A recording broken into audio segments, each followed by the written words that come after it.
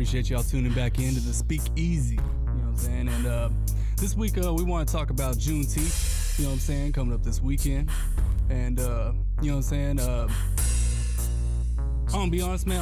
I'm coming from a position where I'm learning something new today, and I encourage everybody out there to do the same thing. You know what I'm saying?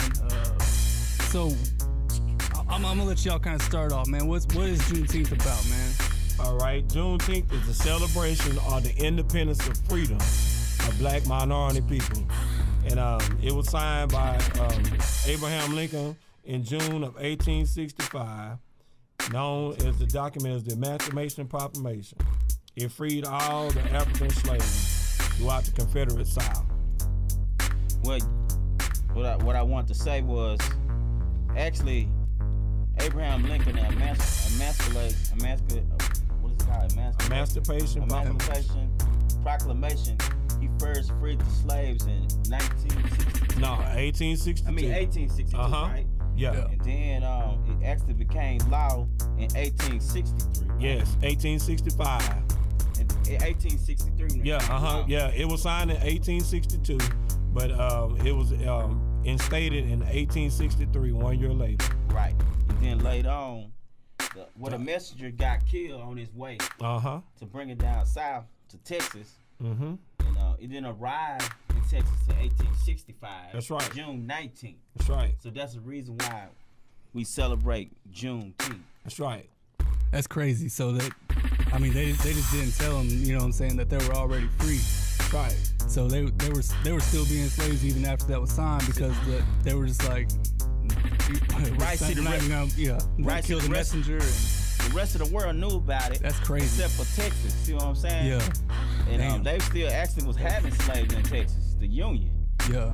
See, Juneteenth celebrate the freedom of more than 250,000 slaves at the close of the Civil War.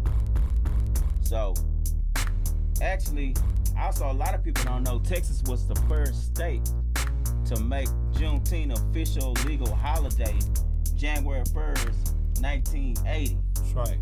That's cool, man. Also, it was a senator named Al Edwards that pushed for it to be a law.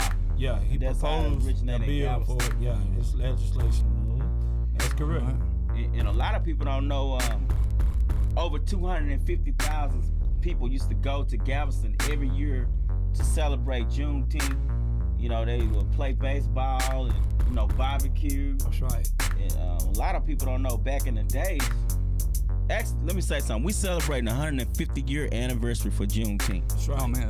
But a lot of people don't know back in the day that blacks used to celebrate Juneteenth at churches in rural areas. That's right. And also they had picnics, and then they fished, they did horseback. Yeah.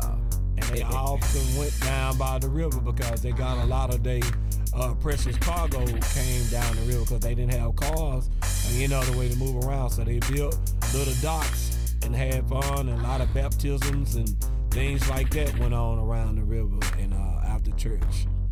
Yeah, you say when you had some experiences, Greg. You said your grandfather kind of told you a little bit about, you know, what went on at the churches and stuff after Juneteenth. My grandfather was born in 1912, and he, you know, he showed us a lot of different things, and we celebrated June 19th.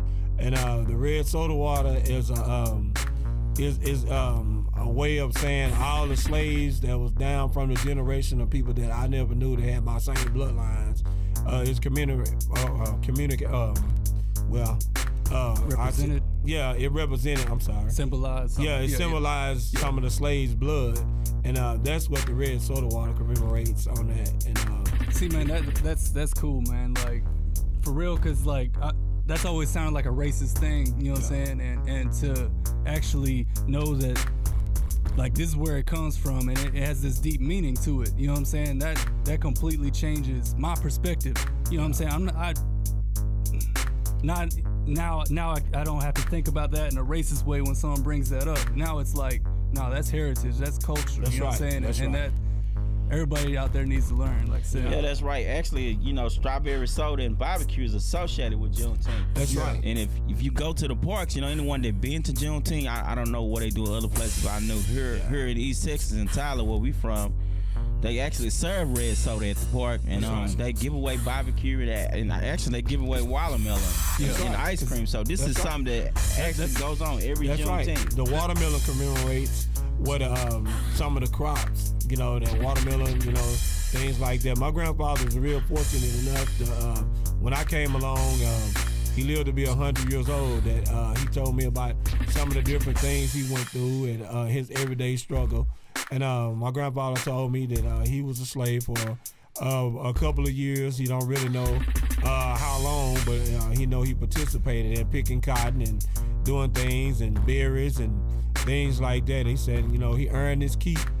And I'm not sad about it. I'm happy. I'm thrilled about it, knowing that I was able to come in, you know, be a part of history and learn those things from my grandparents. Yeah. But, you know, everybody has a story to tell, and there's no need to hold your head down. It's a day just like any other holiday, you know, so people just be mindful that, you know, what you came from and everything you struggle from, and just keep on and doing what you're doing, and everything will take care of everything itself.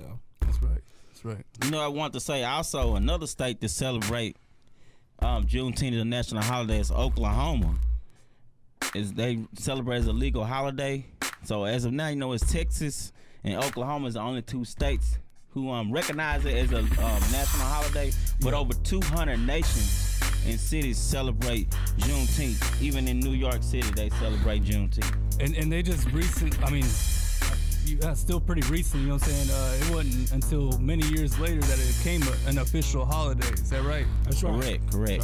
It was 1980, I think, right? That's right. 1980. That's crazy, man. See, I was just 7 years before I was born, man. Like, I think that might have been why. You know, I didn't hear about most of this stuff growing up, man. I mean, it was just the regular Emancipation Proclamation, Abraham Lincoln, and Martin Luther King, that sort of thing, man. It's just the basics, but it never got into Juneteenth, and I think it might have been because, you know what I'm saying, school's out during the summer. That's right. That's right. That's why I feel like I said earlier, before we got on the air, I feel like school needs to go sometime year round so you don't miss anything. Yeah. And schools, I'm not, you know, down on anything. You know, they need to teach this more because, I mean, you can look it up. June 19th, Juneteenth is June, and then it's ETENTH. And just tap that in if you have a computer. You can look up Abraham Lincoln. He did a lot for everybody, not just because he wanted to. He felt like it was the right thing to do. And so we're going to keep moving right along. We're going to keep giving you some June 19 facts.